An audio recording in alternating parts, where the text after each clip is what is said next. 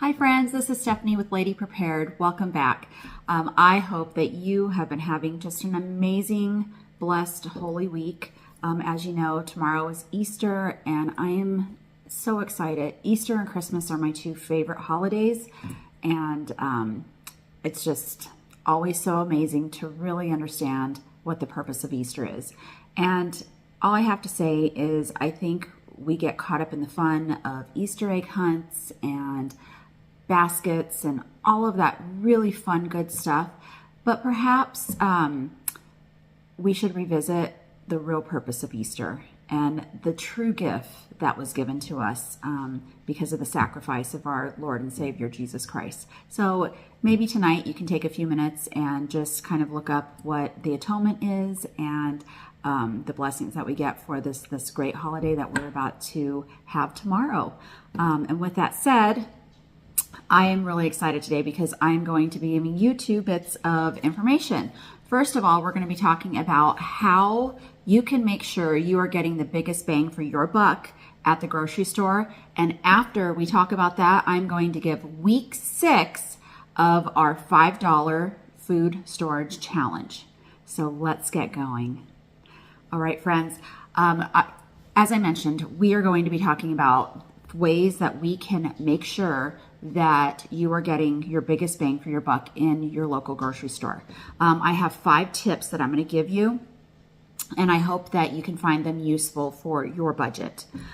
First of all, every city, every state, all has kind of a different types of grocery stores, right? Here, our big ones are Fred Meyer, Albertsons, Safeways, and then, of course, Trader Joe's and some other places like that. I stopped going to Fred Meyer a couple years ago, so I basically really just go to Safeway for our needs. When you choose a grocery store to go to, or when you have multiple grocery stores that you have the ability to go to, you really need to look into their store rewards system. Signing up with them can actually save you quite a bit of money. So I'm going to refer to my interactions with Safeway. Okay. I know every week on Wednesday they come out with their new deals and their new coupons, which I can go in and I can click to go in and get that deal. Those deals a lot of times are not necessarily advertised in the store. So even if it has a sell sign, for example, Bigelow teas today were advertised 2 for $7, but they were clipped at $2.66 per box. Okay, that's a pretty big savings. There is one type of tea that I wanted, which was a blackberry herbal tea from Bigelow.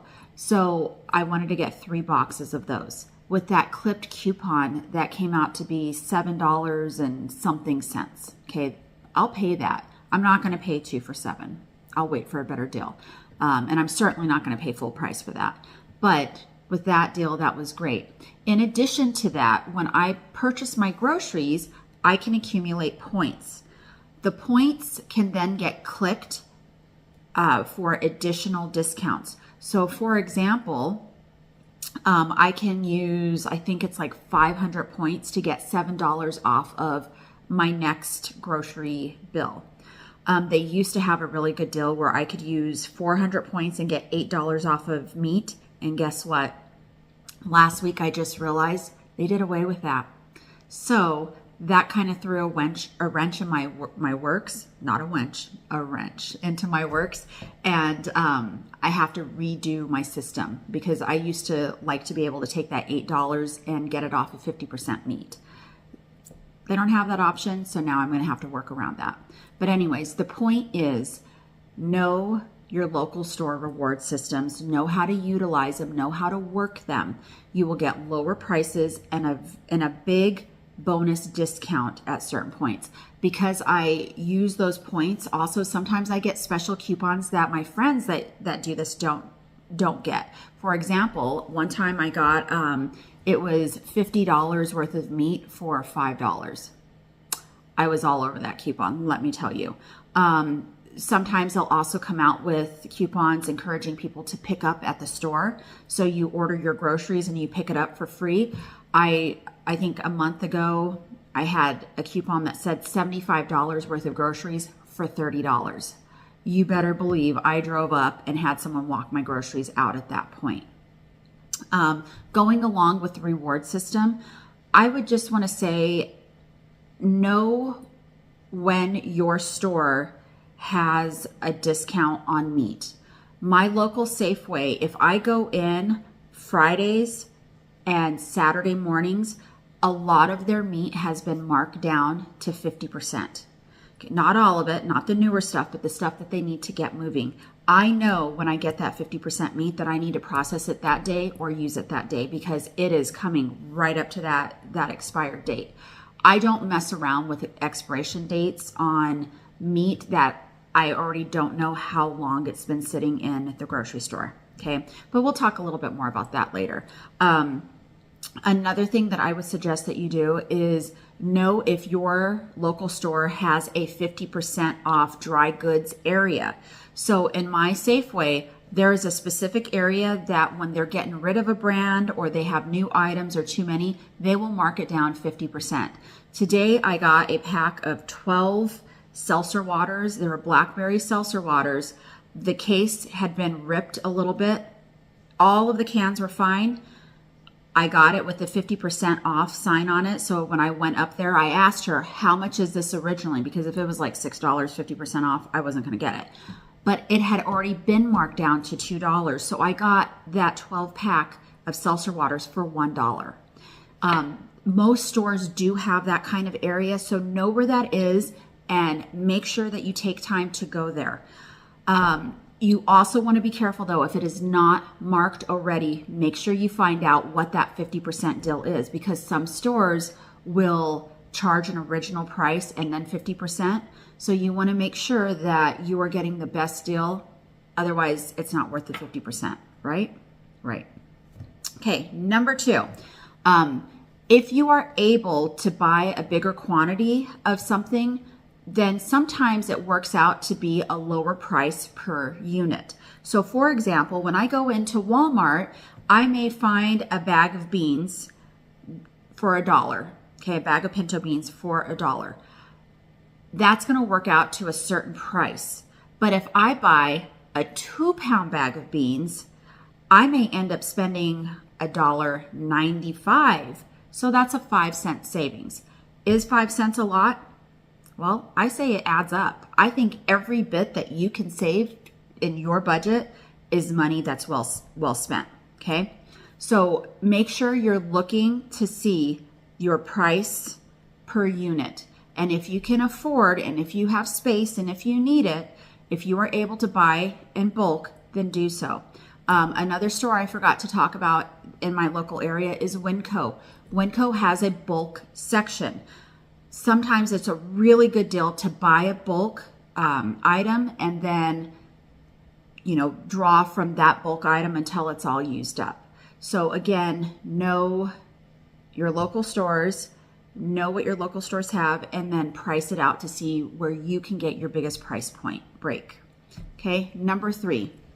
This is becoming kind of a controversial item. Folks, I cannot believe what I saw. This past week, there have been multiple videos that have been coming out about people who have been purchasing meat packs. It's been happening at a lot of stores, but primarily this has been about Walmart.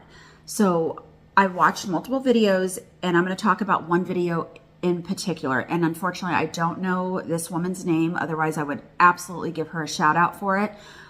She didn't identify herself in the video, and it was a video of a video of a video, right?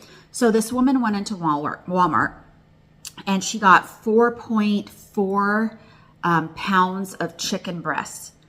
When she took it up to, I don't know, I think she went to the fruit area and she weighed it in the container. It was 2 pounds, 2 pounds. And yet they were having her pay for 4.4 pounds of chicken. And when she weighed it in the container, it was 2 pounds. One of them was 2 pounds. The other pack was 2.2 pounds. Number one, The weight of meat is supposed to be the meat itself, not in the packaging. Okay, so those 2 pounds in the packaged container was actually less than 2 pounds, and they were charging her that much. Folks, I'm going to tell you what, from here on out, I'm going to, even if I have to walk it up to the meat department, I'm going to ask to see the weight of the meat from now on. Meat is too expensive to be getting overcharged. And if I find out that I'm being overcharged for not the right proper amount of meat, I'm going to be writing some letters and making some phone calls, because we pay enough. We should not be getting dishonestly charged for product that we are not receiving from the stores. I'm sorry, Walmart makes well beyond our imagination of money off of people. For them to be doing this to consumers, particularly consumers who go there because they need a discount on their grocery bill, it's not acceptable. It's absolutely not acceptable. So folks, my number 3 is check the weight of your meat. Unfortunately, we're in a time and an age where we're just going to have to make sure that we are not getting messed out of what we should be getting when we put our dollar down at the grocery store. Okay. Number 4.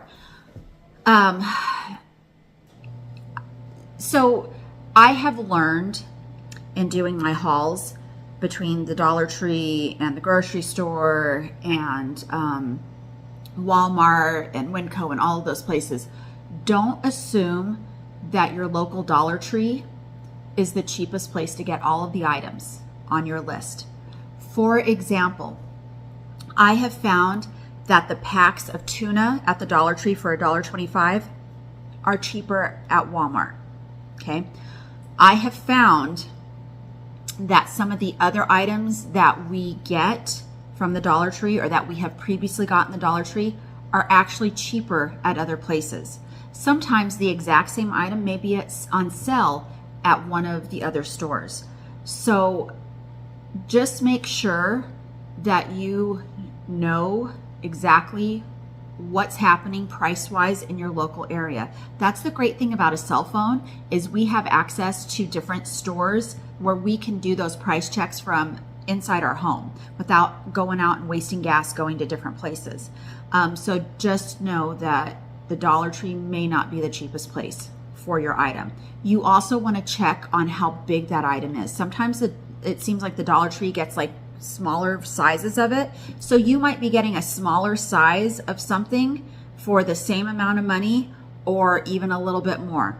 So again, make sure you know your size and you know the price of what is available in your local area. Okay. Number 5. Folks, this one's really easy. Sometimes it's hard though. Use the food you already have in your house. I can tell you, I have been swept up with, oh gosh, I'm so tired. I just have all these groceries and I forget to rotate things out. 2 videos ago, I told you about how I made a major mistake and that cost my family money with that mistake. You want to use the food that you already have. If you can possibly do it, if you know that you have a lot of items that you need to rotate out or that you want to rotate out because you're trying to get healthier foods and you have stuff left over, I would like to tell you that you might want to do a week challenge or a 2-week challenge or even a month challenge of trying to just make meals out of what you already have. If you follow Jessica at Three Rivers Homestead, I think is the name. She has a challenge in January, February, and I think March, but I'm not sure, where she feeds her family what is on her shelves, and that's it, minus I think a little bit of fresh fruit that comes in. But I love doing that, and we've followed that to our own version the past 2 years, and let me tell you, I got down to the bottom of my freezer using some meat that really needed to be used because it was on the edge. So we always want to participate in something like that. And you don't have to just have a YouTube influencer or an Instagram influencer, dictate when you do that. You could do that at any point.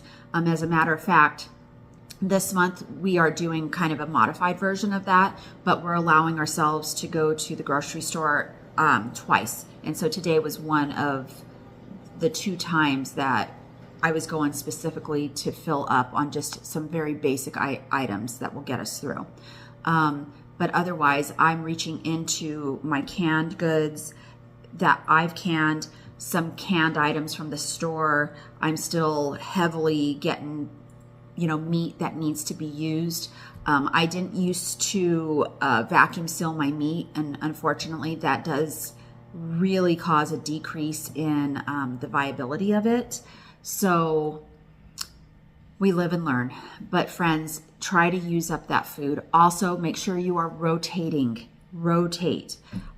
If you're tired and you don't want to do it, maybe just hold off on putting those cans away until the next day when you can properly rotate. So the old is coming out and the fresh is going in. Okay. Well, friends, that is my list of 5 that I wanted to talk to you about ways to possibly save money on your groceries and to make sure that you are getting everything that you deserve to get as a consumer. Okay. Now, week 6, $5 food storage challenge. I'm so excited. This week, we're actually going to go just a little bit over $5 because we're going to be working on sugar. And if you use sugar in your home, which I'm not sure how anyone can avoid it, even though we're not all overly crazy about it, you know that it's expensive. I cannot believe the price of sugar. So the 2 items I'm going to give you today are from Walmart. They're based on my local prices. Again, price check, do what you can. Okay. So our first item is a 5-pound bag of sugar. I'm sorry. No, 4-pound bag of sugar. 4-pound bag of sugar was $3.14. Okay. If yours is higher in your area, then you might want to get rid of the second item that I'm going to give you. But if you can keep it in your range of what you're comfortable with in your budget, I definitely suggest getting it. The second item is brown sugar. Okay. I know some of you make your brown sugar. You are so amazing. Woo woo. You're awesome. I'm not there yet. That's on a summer to-do list. Learn how to make my own brown sugar. Seems super simple. I'm just not there yet. So I'm going to spend $2.22 to get a pack of brown sugar. So the total in my area comes out to be $5.36. 1 4-pound bag of white sugar for $3.14 and just a pack of brown sugar for $2.22. And you can choose light or dark. Doesn't matter. Whatever looks good in your cabinet. So with that said, we are moving on next week to week 7 of our food storage challenge. I hope that you are able to start getting things put back for your pantry. It's always good to have a little bit of a long storage supply set because, again, we don't know about the when ifs, right? We don't know what's going to happen. So it's just always good to have just a little bit of extra to make sure that your family can keep going. If you need week 1, 2, 3, 4, or 5, please feel free to go back to my past videos. Usually I do them at the end, so you can fast forward all the way to the end if that is what you want to do. But the important thing is let's do this together. Let's get food put back together in a way that is economically sound, in a way that you can do it. Remember, $5, I do understand, is sometimes too much for a person's budget, and that's okay. Pick and choose. Skip a week if you need to skip a week. You can always come back to the videos and pick up when you can, but the point is to have a determination and a plan in place to get something back for your pantry, okay? All right, my friends, that is it today. I just hope that you have an amazing, amazing Sabbath Easter tomorrow. I wish you all the blessings in the world, and I hope that you can provide blessings to others who come across to you in your life. So have a wonderful day, friends, and take care. Bye.